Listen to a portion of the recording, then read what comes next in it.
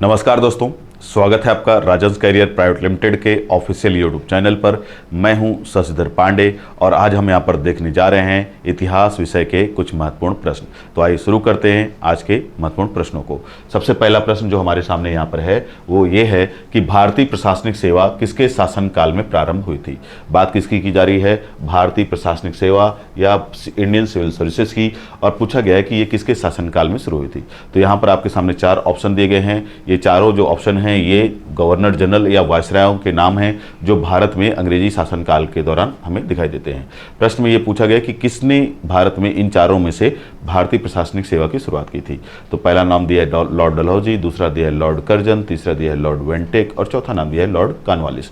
तो अगर बात करें इन चारों की, तो इन चारों में से वो जो व्यक्ति है वो व्यक्ति है आपका लॉर्ड कॉर्नवालिस। लॉर्ड कॉर्नवालिस को ही भारत में सिविल सेवा का जनक माना जाता है। बढ़ते अपने अगले प्रश्न की ओर। हमारा अगला प्रश्न है, भारत में स्थानीय स्वशासन के जनक कौन है। बात किसकी गई है, स्थानीय स्वशासन, लोकल बॉडी गवर्नमेंट की बात की गई है। कहाँ पर, तो भारत में। तो स्थानीय स्वशासन का अर्थ आप सभी समझते हैं। स्थानीय स्वशासन का मतलब है जैसे वर्तमान समय में आपको दिखाई देता है पंचायती राज सिस्टम और साथ ही साथ नगर पालिका नगर सिस्टम। तो नगर पालिका नगर निगम का सिस्टम और पंचायतों का जो सिस्टम है उसे हम अभी भी स्थानीय स्वशासन का ही नाम देते हैं। तो भारत में जो ये स्थानीय स्वशासन का जो सबसे पहला प्रयोगकर्ता दिखाई देता है आधुनिक काल में, वो कौन सा व्यक्ति है। तो आप सभी इस बात की जानकारी रखिएगा कि इसकी शुरुआत करने वाला जो पहला व्यक्ति हमें दिखाई देता है वो एक ब्रिटिश गवर्नर जनरल दिखाई देता है और उसी से जुड़ा हुआ ये प्रश्न है। तो इन चार यहाँ पे नाम दिए गए हैं और चार नामों से पहला दिया है नाम लॉर्ड मेयो, दूसरा नाम दिया है आचार्य विनोबा भावे, तीसरा नाम दिया है लॉर्ड रिपन और चौथा नाम दिया है महात्मा गांधी। तो बात की गई है पहले, मतलब भारत में स्थानीय स्वशासन का जनक की बात की गई है। तो इन चारों में से आपको ध्यान रखना होगा वो व्यक्ति कौन दिखाई देता है, लॉर्ड रिपन। लॉर्ड रिपन को भारत में स्थानीय स्वशासन का जनक माना जाता है, ये आप ध्यान रखेंगे, जो कि एक गवर्नर जनरल हुआ करते थे। बढ़ते हैं हम अपने अगले प्रश्न की ओर। हमारा अगला प्रश्न है, गेटवे ऑफ इंडिया का निर्माण कब हुआ था। 1911 में, 1927 में, 1857 में या 1947 में। तो सबसे पहला तो हमें ये जान लेना चाहिए कि गेटवे ऑफ इंडिया है क्या और है कहाँ पर। तो गेटवे ऑफ इंडिया ये कहाँ पर है, तो इसके बारे में आपको जानकारी होनी चाहिए। वर्तमान समय में ये मुंबई में है, पुराना नाम इसका बम्बई था। तो वर्तमान जो मुंबई है वहीं पर ये स्थित है क्या, गेटवे ऑफ इंडिया। ये कब बना, तो इसके बारे में प्रश्न पूछा गया है। ये बना है 1911 में। ध्यान रखें कब बना, तो 1911 में। क्यों बनाया गया इसकी भी जानकारी आपको होना चाहिए। 1911 में ही ब्रिटिश सम्राट जॉर्ज पंचम भारत आया था और उसके सम्मान में ही अंग्रेजों के द्वारा इस गेट का निर्माण किया गया था जिसका नाम है गेटवे ऑफ इंडिया। तो ध्यान रखेंगे ब्रिटिश सम्राट कौन, जॉर्ज पंचम। तो जॉर्ज पंचम के सम्मान में बनाया गया गेट है कौन सा, गेटवे ऑफ इंडिया। कब बना, 1911 में। बढ़ते हैं हम अपने अगले प्रश्न की ओर। हमारा अगला प्रश्न है, निम्नलिखित में प्रथम क्या था, गोद की नीति, सहायक संधि, स्थायी बंदोबस्त या द्वैध शासन। तो ये चार अलग अलग घटनाएं दी गई हैं और इनमें से ये पूछा गया है प्रश्न में कि इन चारों में से कौन सी घटना थी जो सबसे पहले घटती हुई दिखाई देती है हमें इतिहास में। तो इन चारों में से जो सबसे पहली घटना दिखाई देती है वो आपको दिखाई देगी यहाँ पर द्वैध शासन। ध्यान रखेंगे कौन सा, द्वैध शासन सबसे पहले दिखाई देगा। इसके बाद ये सारी एक जो परंपराएं या नीतियां हैं बाद में आई। आते हैं इसके बाद अगले प्रश्न पर। हमारा अगला प्रश्न है, निम्नलिखित में से किस पद्धति का प्रयोग वेलेजली ने अपने राजनीतिक उद्देश्यों को प्राप्त करने के लिए किया था। किसके बारे में प्रश्न किया गया है, लॉर्ड वेलेजली, जो कि भारत का एक गवर्नर जनरल हुआ करता था। और उससे जुड़ा हुआ ये प्रश्न पूछा गया है कि उसने इन चार में से वो कौन सी नीति थी जिसका पालन अपने राजनीतिक उद्देश्यों को पूरा करने के लिए किया था। किसको, तो अपने राजनीतिक उद्देश्यों को पूरा करने के लिए लॉर्ड वेलेजली ने क्या नीति अपनाई थी, उसी से जुड़ा हुआ ये प्रश्न है। तो पहला देखिए ऑप्शन दिया है सहायक संधि, दूसरा दिया है सम्मेलन, तीसरा दिया है युद्ध और चौथा दिया है धोखेबाजी। तो ध्यान में रखेंगे कि इस प्रश्न का सही जवाब है क्या, सहायक संधि। लॉर्ड वेलेजली ही वो गवर्नर जनरल है भारत का जिसने भारत में सहायक संधि की शुरुआत की। सहायक संधि का तात्पर्य क्या है, तो उसको भी जान लेना चाहिए आपको। सहायक संधि का अर्थ होता है कि इसके तहत अंग्रेजों ने जो भारत के देशी रियासत हुआ करते थे उन देशी रियासतों से सहायता की संधि स्थापित की।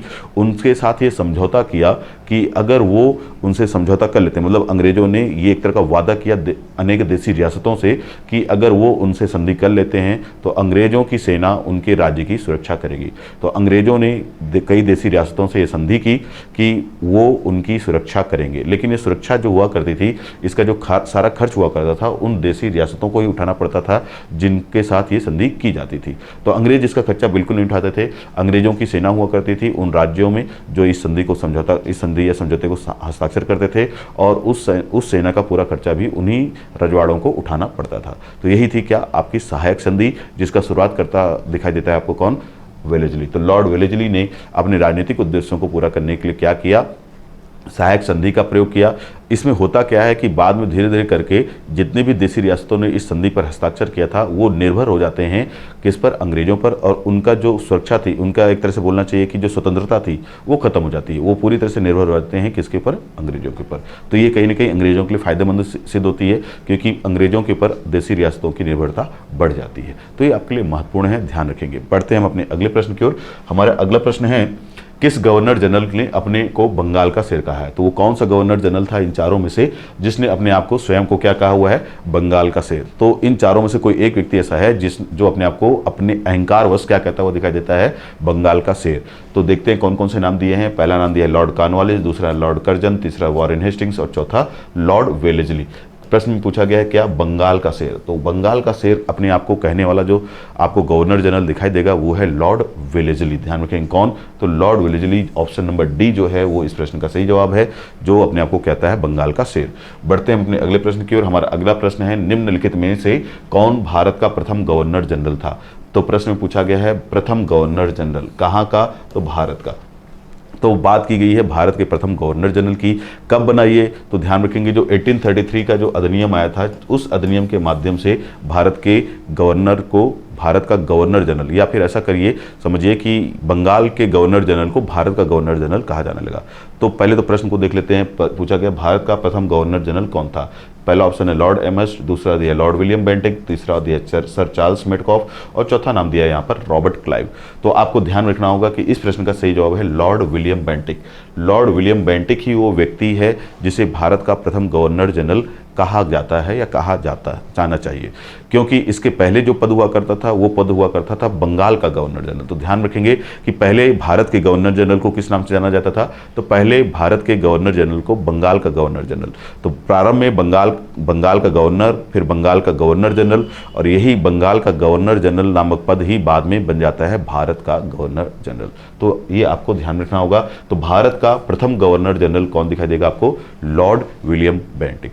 बढ़ते हैं हम अपने अगले प्रश्न की ओर। हमारा अगला प्रश्न है, निम्न में से किसके वायसराय काल में रॉलेट एक्ट पारित हुआ था? चार ऑप्शन दिए हैं यहाँ पर, चारों वायसराय हैं अलग अलग समय के।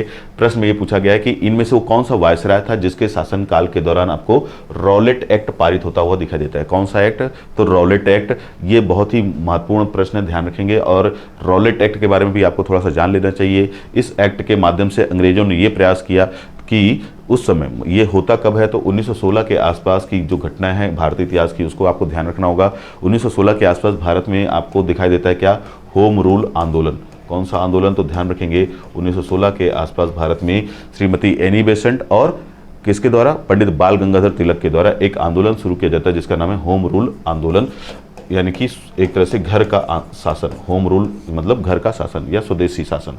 तो होम रूल आंदोलन जो 1916 के आसपास शुरू होता है, जिसकी शुरुआत करता व्यक्ति लोग कौन दिखाई देते हैं, तो पंडित बाल गंगाधर तिलक और साथ ही साथ श्रीमती एनी बेसेंट। इन दोनों ने मिलकर के आंदोलन शुरू किया था।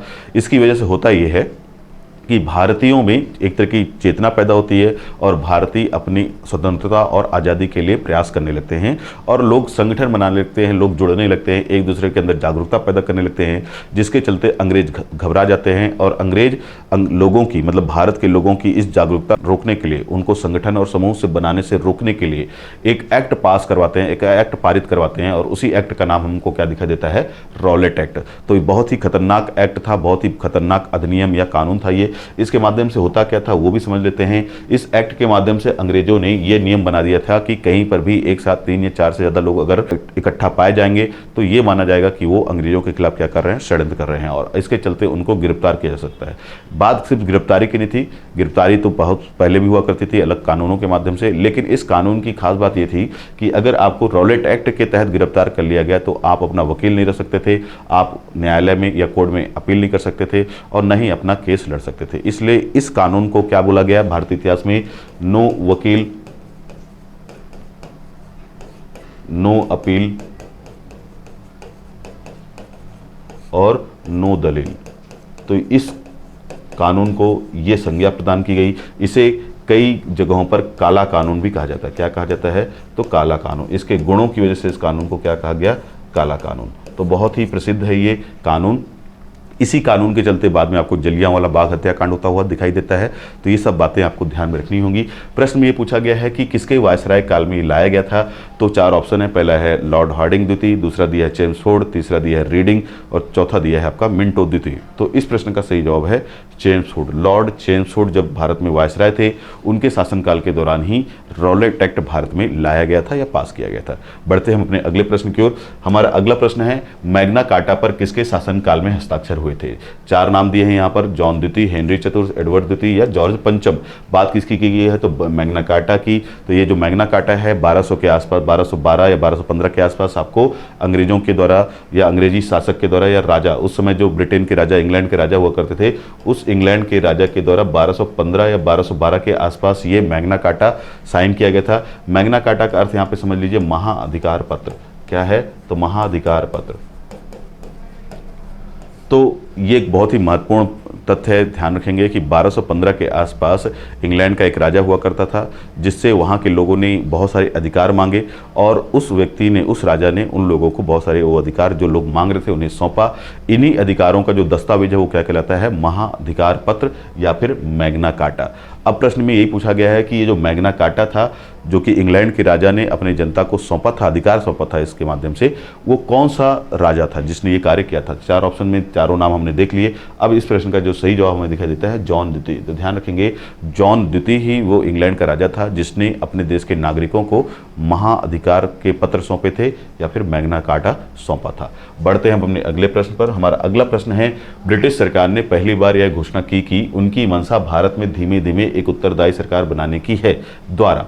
मतलब प्रश्न में पूछा गया है कि इन 4 अधिनियमों में से, जो यहाँ पर आपके सामने दिए गए हैं, इन चारों में से वो कौन सा अधिनियम था उनकी इच्छा भारत में एक उत्तरदायी सरकार बनाने की है। मतलब एक ऐसी सरकार जो भारत का शासन स्वयं चला सके या जो भारत का शासन चलाने में सक्षम हो, ऐसी सरकार बनाने की सोच रहे हैं कौन, अंग्रेज। तो ये पहली बार वो किस अधिनियम के माध्यम से कहते हैं, यही प्रश्न यहाँ पर पूछा गया है। 4 ऑप्शन दिए गए हैं यहाँ पर। पहला दिया है रेगुलेटिंग एक्ट 1773, दूसरा दिया है भारत सरकार कानून 1858, तीसरा है क्रिप्स सुझाव 1942 और चौथा ऑप्शन दिया है अगस्त घोषणा 1917। तो इस प्रश्न का जो सही जवाब है वो है अगस्त घोषणा 1917। यही जो मॉन्टेग्यू चेम्सफोर्ड अधिनियम है उसी के समय ये आपको दिखाई देगा कि मॉन्टेग्यू चेम्सफोर्ड अधिनियम के माध्यम से ही पहली बार अंग्रेज इस तरह की बात करते हुए दिखाई देते हैं। बढ़ते हैं हम अपने अगले प्रश्न की ओर। हमारा अगला प्रश्न है, दोहरी शासन नीति को किसने समाप्त किया था। 4 ऑप्शन है आपके सामने, Lord Mountbatten, Lord Curzon, Lord Canning या लॉर्ड रिपन। प्रश्न में क्या पूछा गया है, दोहरी शासन व्यवस्था या द्वैध शासन व्यवस्था को किसने समाप्त किया था अपने शासनकाल के दौरान। तो इस प्रश्न का जो सही जवाब हमें दिखाई देता है वो कौन है, लॉर्ड कैनिंग। लॉर्ड कैनिंग ने ये कार्य किया था, ध्यान में रखेंगे। हमारा अगला प्रश्न है, ईस्ट इंडिया कंपनी के एक छत्र राज्य को कब ब्रिटिश हुकूमत के नियंत्रण में लाया गया। किसके बात की जा रही है, तो प्रश्न में बात की गई ईस्ट इंडिया कंपनी की, और क्या पूछा गया है, तो उसके एक छत्र राज्य को कब ब्रिटिश हुकूमत के नियंत्रण में लाया गया। तो बात ये की गई है, यहाँ पर प्रश्न में ये पूछा गया है कि जो ब्रिटिश हुकूमत थी प्रारंभ में, आपको पता ही है कि एक कंपनी ने भारत में शासन शुरू किया था। वो कंपनी कौन थी, east India company. East India company ने भारत में लगभग 1765 के आसपास, 1764 में जो बक्सर का युद्ध हुआ था उसके बाद भारत का नियंत्रण 1765 से एक तरह से अपने हाथों में ले लिया। लेकिन शासन उन्होंने मुगलों को ही सौंपा, लेकिन मुख्य अधिकार उनके पास आ गए थे। ये आपको जानकारी होनी चाहिए कि मुख्य जो अधिकार थे, दीवानी अधिकार किसके पास आ गए थे, तो अंग्रेजों के पास आ गए थे। और इन दीवानी अधिकारों के मिलने की वजह से जो अंग्रेज थे वो बहुत ज़्यादा उन्होंने भारत में लूटपाट शुरू कर दी थी, बेइंतहासा उन्होंने यहाँ से कमाई की थी, जिसके चलते और जिस तरह से उनका व्यवहार यहाँ से हो रहा था भारत में, वही व्यवहार वो जब इंग्लैंड पहुँचे तो वहाँ भी उसी तरह का वो व्यवहार करते थे, दुर्व्यवहार करते थे। और जिसके चलते अंग्रेजों ने, जो अंग्रेज इंग्लैंड में रहा करते थे, वहाँ के इंग्लैंड में रहने वाले अंग्रेजों को ये लगने लगा कि ये जो हमारे देश के जो नागरिक हैं, जो कि ईस्ट इंडिया कंपनी के व्यापारी बनकर के भारत और अन्य देशों में जा रहे हैं, कहीं ना कहीं ये हमारे देश की छवि उन देशों में खराब कर रहे हैं, जैसे कि भारत में। तो इंग्लैंड के जो लोग थे, इंग्लैंड की जो कंपनी थी ईस्ट इंडिया कंपनी, जिसने बाद में भारत का शासन अपने हाथों में लिया, और उस शासन के मिलने से इतने अमीर हुए कि इस धन का वो जाकर के एक तरह से शो ऑफ करते थे, कहाँ पर, इंग्लैंड में दिखावा करते थे। और इसके चलते इंग्लैंड में रहने वाले जो वहाँ के मूल नागरिक थे, इंग्लैंड के जो देसी नागरिक, जिनको आप लोग वहाँ के स्थानीय बोल सकते हो या फिर जो वहाँ के मध्यम वर्ग के लोग थे, उनको ये लगने लगा कि ये जो व्यापारी हैं तो हमारे देश के लोग, लेकिन ये हमारे देश की छवि उन देशों में जाकर के खराब कर रहे हैं। और इसके लिए ज़रूरी ये है कि इन व्यापारियों पर नियंत्रण रखने के लिए हमारे संसद के द्वारा कोई ना कोई कानून बनाया जाना चाहिए। और ऐसी ही मांग ब्रिटेन के मध्यम वर्ग के द्वारा ब्रिटिश का क्राउन और ब्रिटिश पार्लियामेंट से की जाने लगी। और इन मध्यम वर्ग की इसी मांग को ध्यान में रखते हुए ब्रिटिश क्राउन या और ब्रिटिश पार्लियामेंट ने एक अधिनियम पारित किया। ध्यान रखेंगे, ब्रिटिश क्राउन और पार्लियामेंट ने मिलकर के एक अधिनियम पारित किया, जिसके माध्यम से उन्होंने भारत में व्यापार करने वाली ईस्ट इंडिया कंपनी को नियंत्रित करने का प्रयास करना शुरू किया। तो सबसे पहली बार वो कब शुरू हुआ, इसी से जुड़ा हुआ ये प्रश्न है। तो 4 ऑप्शन आपके सामने दिए हैं। ये चारों जो ऑप्शन है इसमें ये अधिनियमों के वर्ष हैं। वो कौन सा अधिनियम का वर्ष था जिसमें सबसे पहली बार भारत में अंग्रेजों ने या अंग्रेजों का जो पार्लियामेंट है उसने ईस्ट इंडिया कंपनी को अपने नियंत्रण में लाया, ये बताना है हमें। तो पहला ऑप्शन है 1793, दूसरा दिया 1783, तीसरा दिया 1773 और चौथा है 1795। तो आप ध्यान रखेंगे इस प्रश्न का सही जवाब है 1773। 1773 का जो रेगुलेटिंग एक्ट था, कौन सा, 1773 का रेगुलेटिंग एक्ट, उस रेगुलेटिंग एक्ट के माध्यम से ईस्ट इंडिया कंपनी के व्यापार को भारत में नियंत्रित करने का प्रयास किया इंग्लैंड के क्राउन और पार्लियामेंट ने। बढ़ते हैं हम अपने अगले प्रश्न की ओर। हमारा अगला प्रश्न है, निम्नलिखित वायसरायों को उनके शासनकाल के दौरान घटित हुई घटनाओं के साथ सुमेलित करिए। तो यहाँ पर आपको दिखाई दे रहा होगा एक तरफ 4 नाम, ये 4 नाम जो हैं वो वायसरायों के हैं या गवर्नर जनरलों के हैं, और दूसरी तरफ आपको दिखाई दे रही है 4 घटनाएं। तो हमें यहाँ पर यही बताना है कि जो 4 वायसराय हैं उनमें से कौन सी घटना यहाँ जो सामने दी हुई है किसके शासनकाल में घटी थी। तो देख लेते हैं, पहला नाम क्या दिया हुआ, वेवेल। तो वेवेल जो थे, जो वायसराय थे, उनके शासनकाल में जो घटना हमें घटती हुई दिखाई देती है वो है शिमला सम्मेलन। कौन सा सम्मेलन, तो शिमला सम्मेलन जो है वो वेवेल के काल में हुआ था। इसके बाद दूसरा नाम दिया है यहाँ पर रीडिंग। रीडिंग के काल में जो घटना हमें घटती हुई दिखाई देती है वो है मोपला विद्रोह। कौन सा विद्रोह, तो मोपला विद्रोह इनके काल में घटा। तो तीसरा ऑप्शन यहाँ पर दिया है लॉर्ड विलिंगटन। विलिंगटन के काल की जो सबसे महत्वपूर्ण घटना दिखाई देती है वो है हमको सांप्रदायिक पुरस्कार, जिसको आप लोग कम्युनल अवार्ड के नाम से भी जानते हैं। इसके अलावा जो चौथा ऑप्शन यहाँ पर दिया है लॉर्ड लिनलिथगो का नाम दिया है, और उनके काल की जो घटनाएं हैं वो है पाकिस्तान के लिए पहली बार मांग की गई थी इन्हीं के शासनकाल के दौरान। तो यहाँ पर हमको देखने को मिल रहा है कि ए ऑप्शन जो है तीसरे से मिल रहा है। तो ए ऑप्शन का जो तीसरा है, तो देखिए यहाँ पर ये भी 3 है, यहाँ पर ये भी 3 है। इसके बाद बी जो है वो दूसरे से मिलता है, तो बी 2 है यहाँ पर, और यहाँ पे बी 4 है। तो इस प्रश्न का जो सही जवाब होगा वो होगा ऑप्शन ए, 3, 2, 4, 1। बढ़ते हम अपने अगले प्रश्न की ओर। हमारा अगला प्रश्न है, निम्नलिखित का सही रूप से मिलान कीजिए। सूची 1 और सूची 2 के बारे में यहाँ पे दिया गया है। सूची 1 में आपको 4 अलग अलग वायसराय या गवर्नर जनरलों के नाम दिए गए हैं, और सूची 2 में आपको 4 अलग अलग घटनाएं दी हुई हैं। तो आपको यही बताना है कि ये जो 4 वायसराय या गवर्नर जनरल हैं इन, और ये जो सामने 4 घटनाएं दी हैं, कौन सी घटना किसके काल में घटित हुई थी। तो पहला ऑप्शन दिया है क्या, रॉबर्ट क्लाइव। रॉबर्ट क्लाइव जो था वो आपको पता होगा कि वो प्रारंभिक गवर्नर था बंगाल का, और उसके काल में ही आपको बंगाल में द्वैध शासन होता हुआ दिखाई देगा। तो रॉबर्ट क्लाइव के काल में हमको क्या दिखाई देता है, बंगाल में द्वैध शासन की शुरुआत होती हुई दिखाई देती है। इसके बाद दूसरा नाम जो दिया है यहाँ पर विलियम बेंटिंक का। विलियम बेंटिंक जो थे उनका जो काल है वो 1830-33 के आसपास दिखाई देता है। तो इनमें से जो 4 घटनाएं हैं हमें देखने को मिलती हैं। तो यहाँ पर जो ये चौथा ऑप्शन दिखाई दे रहा है आपको, कौन सा, अंग्रेजी शिक्षा, वो किसके काल में घटित हुई। तो अंग्रेजी शिक्षा की शुरुआत होती है विलियम बेंटिंक के काल में। किसके काल में, तो विलियम बेंटिंक के काल में। इसके बाद तीसरा नाम दिया यहाँ पर गवर्नर जनरल के रूप में चार्ल्स मेडकॉफ का। तो चार्ल्स मेडकॉफ के बारे में जो महत्वपूर्ण बात है वो है उनके शासनकाल से जुड़ी हुई प्रेस प्रतिबंधों को हटाना। इन्हें प्रेस का मुक्तिदाता भी कहा जाता है। किसका, तो प्रेस का या समाचार पत्रों का मुक्तिदाता किसे कहा जाता है, चार्ल्स मेडकॉफ को। तो इन्होंने ही प्रेस पर जो प्रतिबंध लगे हुए थे अंग्रेजों के द्वारा उसको समाप्त कर दिया। इसके बाद चौथा नाम दिया है लॉर्ड कर्जन का। लॉर्ड कर्जन जो है वो बंगाल के विभाजन से संबंधित हैं, ये आप सभी जानते हैं। तो ए ऑप्शन जो है 3 से मिल रहा है। तो ए ऑप्शन देखिए 3 यहाँ पर दिख रहा है, यहाँ भी 3 है। वही बात करें 2 बी ऑप्शन, तो बी ऑप्शन जो है वो 4 से मिल रहा है। तो बी ऑप्शन 4 से, तो इस प्रश्न का जो सही जवाब होगा वो क्या है, ए। ध्यान रखेंगे क्या है इस प्रश्न का सही जवाब, ए। तो ये ध्यान रखना है आपको। पढ़ते हैं अपने अगले प्रश्न की ओर। हमारा अगला प्रश्न है, सूची 1 तथा सूची 2 को मिलाइए। यहाँ पर भी आपको वैसे ही एक तरह का प्रश्न दिखाई दे रहा है। सूची 1, सूची 2, 4 गवर्नर जनरल हैं और उनके समय में घटी 4 घटनाएं हैं। तो देखते हैं कि क्या क्या है, कौन कौन से वायसराय और गवर्नर जनरल हैं। पहला वायसराय या गवर्नर जनरल हमको कौन दिखाई देता है, लॉर्ड ऑकलैंड। कौन, लॉर्ड ऑकलैंड। दूसरा मिंटो प्रथम, तीसरा एलनबरो और चौथा है डलहौजी। तो लॉर्ड ऑकलैंड के काल की जो सबसे महत्वपूर्ण घटना हमको दिखाई देती है वो इन 4 घटनाओं में से वो दिखाई देती है हमें न्यायालय से फारसी लिपि की समाप्ति। तो लॉर्ड ऑकलैंड के समय में ही आपको क्या हुआ था, न्यायालय से, सुप्रीम कोर्ट या हाई कोर्ट जो भी समझ लीजिए, उनसे फारसी लिपि को हटा दिया गया। इसके बाद दूसरा नाम दिया गया है मिंटो प्रथम। मिंटो प्रथम जो थे उनके शासनकाल की जो महत्वपूर्ण घटना दिखाई देती है कि उन्होंने ही राजा रणजीत सिंह के साथ संधि की थी। इसके बाद अगला जो ऑप्शन दिया है ऑप्शन सी, उसमें देखते हैं सिंध, इस तो एलनबरो का नाम दिया, तो एलनबरो जो है उनका जो संबंध है वो सिंध का विलय से संबंधित है, तो एलनबरो का संबंध सिंध के विलय से है। और चौथा नाम दिया है डलहौजी, तो डलहौजी जो है उनसे जुड़ी हुई महत्वपूर्ण घटना क्या है, पब्लिक वर्क्स डिपार्टमेंट की स्थापना। तो जो आज जिसे आप PWD डिपार्टमेंट्स के नाम जानते हैं, वैसा एक डिपार्टमेंट पहली बार बनाने वाला जो गवर्नर जनरल या वायसराय दिखाई देता है वो कौन है, वो है डलहौजी। तो ए ऑप्शन मिलता है किससे, तो लॉर्ड ऑकलैंड का संबंध है न्यायालय से फारसी लिपि की समाप्ति, तो ए ऑप्शन 3 से। तो ए ऑप्शन देखिए एक ही जगह है यहाँ पे 3, तो इस प्रश्न का सही जवाब क्या होगा, सी, ऑप्शन सी जो होगा इस प्रश्न का सही जवाब होगा। बढ़ते हैं अपने अगले प्रश्न की ओर। हमारा अगला प्रश्न है निम्नलिखित में से किस वर्ष भारत में ईस्ट इंडिया कंपनी का शासन समाप्त कर भारतीय प्रशासन का नियंत्रण सीधा ब्रिटिश ताज के अंतर्गत हस्तांतरित कर दिया गया।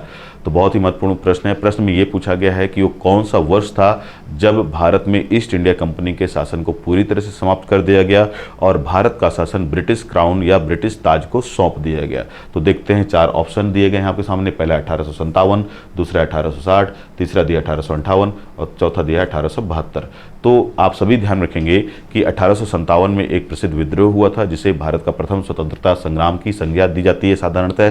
तो 1857 के विद्रोह के बाद, जो कि एक असफल विद्रोह था भारतीयों के द्वारा, लेकिन उसका एक सकारात्मक परिणाम ये निकल करके आता है कि अब हम ब्रिटिशों के जो एक कंपनी थी उसके गुलाम न रह गए, अब हम गुलाम बन गए किसके, सीधे तौर पर ब्रिटिश क्राउन के। तो अभी तक हम एक कंपनी के गुलाम थे, लेकिन अब इस कंपनी की गुलामी से हमें मुक्ति मिल गई और अब हमें एक तरह से हमारा जो नियंत्रण है, हमारे ऊपर जो शासन है वो सीधा ब्रिटिश क्राउन का हो गया। तो 1857 के विद्रोह के बाद ही ये हमको दिखाई देगा कि भारत का शासन कंपनी से छीन करके ब्रिटिश क्राउन अपने हाथों में ले लेता है। तो यही पूछा गया कि वो कब किया गया ब्रिटिश क्राउन के द्वारा। तो इस प्रश्न का जो सही जवाब होगा वो होगा ऑप्शन सी, 1858 के अधिनियम के माध्यम से। कब, तो 1858 में एक अधिनियम आया और उसमें ये घोषणा की गई कि ब्रिटिश क्राउन ऐसा करना चाहता है। बढ़ते हैं हम अपने अगले प्रश्न की ओर। हमारा अगला प्रश्न है 1858 ईस्वी में भारत के प्रथम वायसराय एवं अंतिम गवर्नर जनरल कौन थे, Lord Curzon, Lord Lawrence, Lord Dalhousie या लॉर्ड कैनिंग। तो ध्यान रखेंगे 1858 के समय, इसके पहले जो विद्रोह हुआ था 1857 के समय, उस समय भी जो वायसराय थे वही बाद में, ध्यान रखेंगे 1857 के विद्रोह के समय जो व्यक्ति गवर्नर जनरल था वही व्यक्ति बाद में वायसराय बनता है। तो 1857 के विद्रोह के समय जो गवर्नर जनरल दिखाई देता है व्यक्ति, वो था लॉर्ड कैनिंग। तो 1857 में वो पहले गवर्नर जनरल थे। इस विद्रोह की समाप्ति के बाद उन्हें ही भारत का वायसराय बना दिया जाता है। तो लॉर्ड कैनिंग इस प्रश्न का सही जवाब होगा। तो पहले ये गवर्नर जनरल थे विद्रोह के समय, और विद्रोह की समाप्ति के बाद जब ब्रिटिश क्राउन भारत के शासन को अपने नियंत्रण में ले लेता है तो उनका ये पद किस नाम से जाना जाने लगता है, वायसराय के नाम से जाना जाने लगता है। तो प्रश्न का जवाब क्या होगा, लॉर्ड कैनिंग। बढ़ते हैं अपने अगले प्रश्न की ओर। अगला प्रश्न है भारत के गवर्नर जनरल को अध्यादेश जारी करने का अधिकार किस अधिनियम के द्वारा प्रदान किया गया। किस बात, प्रश्न में क्या पूछा गया, अध्यादेश, जिसको आप लोग इंग्लिश में क्या बोलते हैं, ऑर्डिनेंस। तो अध्यादेश या ऑर्डिनेंस जारी करने का अधिकार ब्रिटिश गवर्नर जनरल को या वायसराय को किस अधिनियम के माध्यम से मिला, ये प्रश्न में पूछा गया है। तो देखते हैं कौन सा अधिनियम है जिससे वायसराय या गवर्नर जनरल को अध्यादेश की शक्ति मिली। तो 4 ऑप्शन दिए हैं। पहला दिया है भारतीय शासन अधिनियम 1858, दूसरा दिया है भारतीय परिषद अधिनियम 1861, तीसरा दिया हुआ है भारतीय परिषद अधिनियम 1892 और चौथा ऑप्शन दिया है भारतीय परिषद अधिनियम 1909। तो अध्यादेश जारी करने का अधिकार जिस अधिनियम के माध्यम से गवर्नर जनरल या वायसराय को मिलता हुआ दिखाई देता है वो है आपका भारतीय परिषद अधिनियम 1861। तो 1861 का ये अधिनियम है जिसमें ये अधिकार दिया गया। बढ़ते हैं हम अपने अगले प्रश्न की ओर। हमारा अगला प्रश्न है निम्नलिखित में से कौन से शाही राज्य अंग्रेजों द्वारा अधिग्रहित किए गए थे। तो यहाँ पर 4 ऑप्शन दिए गए हैं। पहला दिया है नागपुर, दूसरा है झांसी, तीसरा है सतारा और चौथा दिया है उपरोक्त सभी। तो बताना है हमें कि कौन कौन से राज्य अंग्रेजों के द्वारा कब्जे में लिए गए थे। तो हमें दिखाई देता है कि ये जो यहाँ पर ऑप्शन दिए गए वो सभी राज्य अंग्रेजों के द्वारा अपने कब्जे में ले लिए गए थे। तो इस प्रश्न का सही जवाब क्या होगा, उपयुक्त सभी। ध्यान रखेंगे नागपुर, झांसी, सतारा, इन सभी राज्यों को, ये सभी देसी रियासतें थीं और इन सभी राज्यों को अंग्रेजों ने अपनी नीतियों के माध्यम से अपने नियंत्रण में ले लिया था। बढ़ते हैं अपने अगले प्रश्न की ओर। हमारा अगला प्रश्न है निम्नलिखित में से कौन सा शाही राज्य ब्रिटिश द्वारा अधिग्रहित नहीं किया गया था। तो पहले हमने देखा कि अधिग्रहित किया गया था, अब हमको पूछा जा रहा है कि इन 4 राज्यों में से कौन सा राज्य था जिसे अंग्रेजों ने कब्जे में नहीं लिया था? तो पहला ऑप्शन दिया है सिंध, दूसरा ग्वालियर, तीसरा अवध, चौथा सतारा। तो इस प्रश्न का जो सही जवाब है वो सही जवाब है ग्वालियर। ग्वालियर ही वो देसी रियासत थी जिसे अंग्रेजों ने अपने कब्जे में नहीं लिया था। बढ़ते हैं अपने अगले प्रश्न की ओर। हमारा अगला प्रश्न है, किस ब्रिटिश गवर्नर जनरल ने भारत में डाक टिकटों का प्रचलन किया था? Lord Dalhousie, Lord Auckland, Lord Canning या लॉर्ड विलियम बेंटिक? तो प्रश्न में पूछा गया कि वो कौन सा गवर्नर जनरल था अंग्रेजों का जिसने भारत में किसका डाक टिकटों का प्रचलन शुरू करवाया था? तो ध्यान रखेंगे इस प्रश्न का जो सही जवाब है वो है लॉर्ड डलहौजी। कौन? तो लॉर्ड डलहौजी इस प्रश्न का सही जवाब है। लॉर्ड डलहौजी जो है वो ऐसा गवर्नर जनरल दिखाई देता है जिसने अनेक तरह के सुधार कार्य भारत में किए थे और उन्हीं सुधार कार्यों के तहत उसने डाक विभाग की भी स्थापना की थी और उन्हीं डाक विभागों के अंतर्गत उसने डाक टिकटों का भी संचालन किया था। किसका? डाक टिकटों का। तो इस प्रश्न का सही जवाब है लॉर्ड डलहौजी। बढ़ते हैं अपने अगले प्रश्न की ओर। अगला प्रश्न है, भारत में टेलीग्राफ सेवा सर्वप्रथम किस गवर्नर जनरल के काल में प्रारंभ हुई? कौन सी सेवा? तो टेलीग्राफ सेवा की बात की जा रही है। 4 ऑप्शन दिया गया है, lord Hastings, lord Dalhousie, lord Hardinge या लॉर्ड कैनिंग। तो इस प्रश्न का जो सही जवाब है लॉर्ड डलहौजी। लॉर्ड डलहौजी के ही काल में आपको टेलीग्राफ सेवा की शुरुआत भारत में होती हुई दिखाई देती है। बढ़ते हैं हम अपने अगले प्रश्न की ओर। हमारा अगला प्रश्न है, किस गवर्नर के कार्यकाल के दौरान कलकत्ता विक्टोरिया मेमोरियल हॉल का निर्माण शुरू हुआ था? कहां पर? तो ध्यान रखेंगे कलकत्ता में। कौन सा हॉल? तो विक्टोरिया मेमोरियल हॉल। प्रश्न में क्या पूछा गया है कि वो कौन सा गवर्नर था या गवर्नर जनरल था जिसके काल में या वायसराय था जिसके काल में कलकत्ता में इस हॉल का निर्माण कार्य शुरू हुआ था? तो 4 ऑप्शन है, पहला एल्गिन, दूसरा कर्जन, तीसरा है मिंटो और चौथा है हार्डिंग। तो कलकत्ता में जो विक्टोरिया मेमोरियल हॉल है इसका निर्माण आपको 1906 के बाद शुरू होता हुआ दिखाई देता है। मतलब 1906 से शुरुआत होती है और अगले 10-15 सालों में बनकर तैयार होता है। तो उस समय जो भारत का वायसराय या गवर्नर जनरल दिखाई देता है वो दिखाई देता है कौन? हमें लॉर्ड मिंटो। तो ध्यान रखेंगे इस प्रश्न का सही जवाब क्या होगा? Lord Minto. बढ़ते हैं अपने अगले प्रश्न की ओर। अगला प्रश्न है, अंग्रेजों ने भारत तथा इंग्लैंड के बीच सीधा तार संबंध कब स्थापित किया? तो प्रश्न क्या पूछा गया है कि भारत तथा इंग्लैंड के बीच अंग्रेजों द्वारा क्या सीधा तार संबंध? कौन सा संबंध? तार। तो जो तार सेवा जिसको आप लोग जानते हैं उस तार सेवा की शुरुआत भारत और इंग्लैंड के बीच अंग्रेजों ने कब की, उसी से जुड़ा हुआ ये प्रश्न है। तो वर्ष 1860 में, 1865 में, 1870 में या 1875 में? तो आपको सही जवाब बताना है। इस प्रश्न का जो सही जवाब है वो है 1865। 1865 में ही अंग्रेजों ने ये काम किया था। बढ़ते हैं अपने अगले प्रश्न की ओर। हमारा अगला प्रश्न है, भारत के निम्नलिखित वायसरायों में से किसके समय Indian penal code, Indian civil procedure code तथा क्रिमिनल प्रोसीजर कोड पारित किए गए? 3 कानूनों की बात की गई है, इंडियन पीनल कोड की, सिविल प्रोसीजर कोड की तथा क्रिमिनल प्रोसीजर कोड की। तो ये तीनों ही कानून हैं जो भारत में अपराधों से जुड़े हुए हैं। प्रश्न में पूछा गया है कि ये तीनों कानून किस गवर्नर जनरल या वायसराय के शासनकाल के दौरान भारत में पारित किए गए थे? तो ये तीनों ही कानून आपको 1860 के आसपास बनते हुए दिखाई देते हैं और उस समय जो भारत का गवर्नर जनरल दिखाई देता है वो कौन है? Lord Canning. ध्यान रखेंगे ऑप्शन ए ही है, लॉर्ड कैनिंग। तो लॉर्ड कैनिंग के काल में ही ये घटना घटती हुई आपको दिखाई देगी। बढ़ते हैं अपने अगले प्रश्न की ओर। अगला प्रश्न है, तीसरा कर्नाटक युद्ध जो कि 1760 में हुआ था किनके बीच लड़ा गया था? तो यहाँ पर बात किसकी की गई है? तीसरे कर्नाटक युद्ध की। तो आप यहाँ पर इस बात को जान लीजिए कि कर्नाटक युद्ध जो हुए थे वो 3 हुए थे, प्रथम, द्वितीय और तृतीय। और ये जो कर्नाटक युद्ध हुए थे ये तीनों ही कर्नाटक युद्ध अंग्रेजों और फ्रांसीसियों के बीच हुए थे। तो इसलिए इसे अंग्रेज फ्रांस युद्ध के नाम से भी जाना जाता है या कर्नाटक युद्ध के नाम से भी जाना जाता है। तो कर्नाटक युद्ध या फिर अंग्रेज फ्रांसीसी युद्ध। तो यहाँ पे प्रश्न यही पूछा गया, जैसा मैंने बताया किसके बीच लड़ा गया? तो निश्चित तौर पर ये अंग्रेजी और फ्रांसीसी फौजों के बीच ही लड़ा गया होगा। तो देखते हैं, पहला दिया है अंग्रेजी फौज तथा हैदर अली, दूसरा दिया है अंग्रेजी फौजों तथा फ्रांसीसी फौजों के बीच। तो इस प्रश्न का जो सही जवाब होगा ऑप्शन बी, अंग्रेजी फौजों तथा फ्रांसीसी फौजों के बीच ही ये युद्ध 1760 में लड़ा गया था। बढ़ते हैं अपने अगले प्रश्न की ओर। अगला प्रश्न है, फ्रेंच इंडिया की राजधानी क्या थी? मतलब भारत में जो फ्रांसीसी आए थे यूरोपीय यात्री के रूप में या व्यापारी यात्री के रूप में, उनकी भारत में राजधानी कहाँ पर थी? तो इस प्रश्न का सही जवाब देख लेते हैं हम लोग। पहला है क्या? यमन, दूसरा है पौंडीचेरी, तीसरा है मद्रास और चौथा है कराईकल। किसकी राजधानी? तो भारत में फ्रांसीसियों की राजधानी। तो इस प्रश्न का जो सही जवाब है वो है ऑप्शन बी, पौंडीचेरी। जो पौंडीचेरी जिसे आज आप वर्तमान में पुडुचेरी के नाम जानते हैं, यही पुडुचेरी जो है भारत में फ्रांसीसियों की क्या बनती है? राजधानी बनती है, जिसका जो विस्तार है भौगोलिक क्षेत्र के रूप में 3 राज्यों में दिखाई देता है। कहाँ कहाँ पर वो भी आपको जानकारी होनी चाहिए, आंध्र प्रदेश, तमिलनाडु और केरल। तो इन 3 राज्यों में इस राज्य का विस्तार है और इन तीनों को ही सम्मिलित रूप से क्या कहा जाता है? पौंडीचेरी। और यही भारत में फ्रांसीसियों की राजधानी हुआ करती थी। बढ़ते हैं अपने अगले प्रश्न की ओर। हमारा अगला प्रश्न है, विलंब का सिद्धांत या हड़प नीति को लागू किया था खालिस्तान ने। तो प्रश्न में पूछा गया है कि भारत में हड़प की नीति, जिसको आप लोग डॉक्ट्रिन ऑफ लैप्स भी कहते हैं, क्या बोलते हैं? तो डॉक्ट्रिन ऑफ लैप्स, यानी कि विलय की नीति या फिर हड़प की नीति, विलय की नीति या फिर हड़प की नीति किस गवर्नर जनरल या वायसराय ने भारत में लागू की थी? प्रश्न ये पूछा गया है, बहुत ही फेमस प्रश्न है। पहला ऑप्शन है लॉर्ड हेस्टिंग्स, दूसरा है लॉर्ड वेलेस्ली, तीसरा है लॉर्ड कॉर्नवालिस और चौथा है लॉर्ड डलहौजी। तो डॉक्ट्रिन ऑफ लैप्स या फिर हड़प की नीति को लागू करने वाला जो गवर्नर जनरल या वायसराय है वो है कौन? लॉर्ड डलहौजी। आते हैं अपने अगले प्रश्न की ओर। हमारा अगला प्रश्न है, खालिस्तान में हैदराबाद के निजाम द्वारा पहली सहायक संधि हस्ताक्षरित की गई थी। तो बात की गई है किसके बारे में? हैदराबाद एक देसी रियासत हुआ करता था आज़ादी से पहले, और इसके बारे में ये भी जान लीजिए आप कि हैदराबाद ही वो पहला राज्य था जिसके शासक ने, जो कि वहाँ पे शासक कौन हुआ करते थे? निज़ाम। तो उसके शासक निज़ाम ने भारत की जो उस समय अंग्रेजी सत्ता थी उसके साथ पहली सहायक संधि पर हस्ताक्षर किए थे।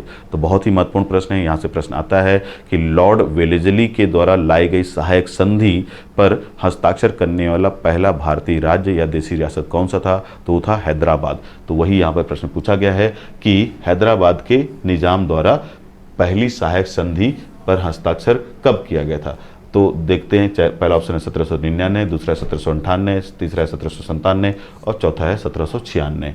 तो इस प्रश्न का जो सही जवाब है 1798। तो 1798 का वो समय है, वर्ष है, जब हैदराबाद के निजाम ने क्या किया था? अंग्रेजों के साथ सहायक संधि पर हस्ताक्षर किए थे। तो ये आपको ध्यान में रखना है। तो ये आज जो हमने यहाँ पर जितने प्रश्न देखे, ये सभी प्रश्न इतिहास के महत्वपूर्ण प्रश्न हैं जो आप परीक्षाओं में महत्वपूर्ण साबित हो सकते हैं। आज के इस वीडियो में केवल इतना ही। मिलते हैं अपने अगले वीडियो में, तब तक के लिए धन्यवाद।